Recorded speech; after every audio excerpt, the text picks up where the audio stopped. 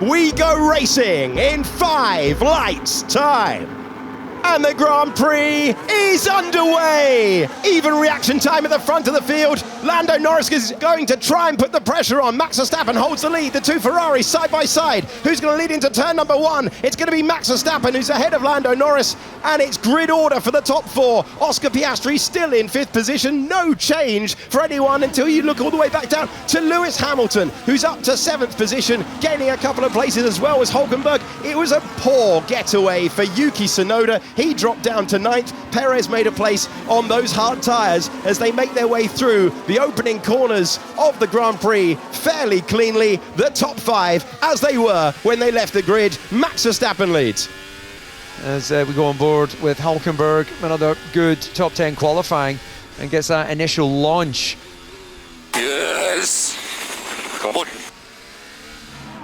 Problem for Alex Albon in the Williams, and the Thai driver is coasting slowly. He had come in for the stop. I think I've got a problem. My tyre's not on properly. He presents the car beautifully, lined up as it's supposed to. Let's see, I'm not sure, did you see the time on that stop? Because in actual presentation terms, he did his job. Wonder if it was the front right. Did it look like the gunman was going back at that front right as the car was being committed to go back out on track? So 1V carb in last time around. The pressure on the team back out onto the circuit. 2.3 seconds is exactly the sort of stop that they were looking for. This in turn is going to be good news for Perez, because surely Hulkenberg will pit on the next lap. This is the German driver who is into the pits, the man heading to what will become Audi in a couple of years, Sauber next year, then Audi in 2026. 2.5 seconds is important, but what about that outlap? This is crucial in the Constructors' Championship, and Yuki Tsunoda goes a lap earlier, goes to work around this 3-mile racetrack, and crucially for V-Carb, gets ahead of the Haas and Hulkenberg. Perez going to make a mistake here because he had a very, very slow lap last time around, and we saw the Aston Martin right behind. He went off. Yeah, it's easily done, but unfortunately very costly. And what will the ramifications of that be later in his race? Could he's just lost a few seconds? Oscar Piastri hitting his marks. That's a good stop as well for McLaren, 2.2. That's Yuki Tsunoda. That's the overtake that we were mentioning earlier in the broadcast. Can you turn the outside into the inside and improve your position? Tsunoda up to 12th with that, and Hulkenberg, fighting Sargent, knows that if he's going to try and stay with the Japanese driver, he'd have to be inventive, and he was. Yeah, Logan Sargent must be feeling punch drunk after those two moves. This is on board with Lewis Hamilton into Aqua Minerale. Yeah, just bottom out and locked up under rotation and straight through the gravel. Verstappen retaking the lead that he held at the start of the race. This is going to be such an important moment in the Grand Prix for Oscar Piastri. Charles Leclerc gets used to those hard tyres and how they compare to the mediums. Can Piastri put the pressure on?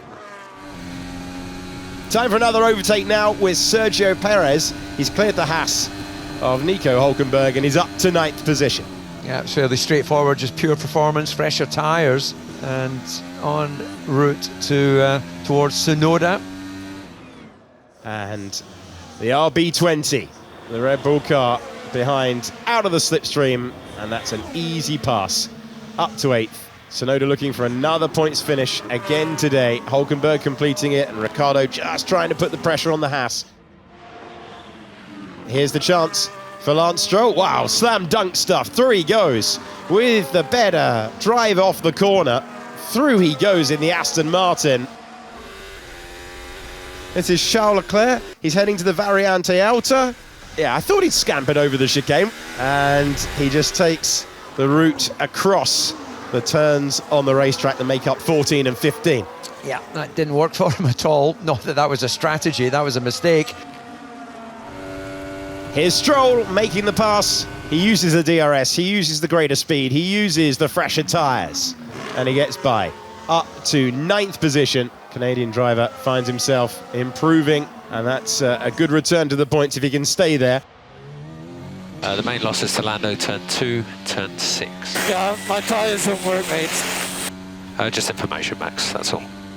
Yeah, same for me. Verstappen is complaining about it. I see. Oh, good. I'm pushing, mate.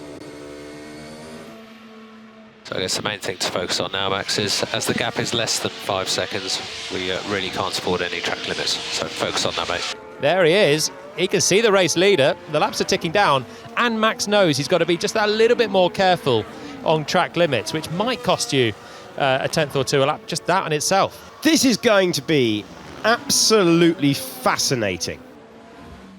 Norris knowing that if he can keep it clean, he will be able to have the chance to heap the pressure on. Can he let me by even more stupid? And Lando happy to push turn 9 a little bit more. I'm pushing as much as I can, mate. And we've seen some great Grand Prix so far this year, but we haven't really seen a battle like this all the way to the end.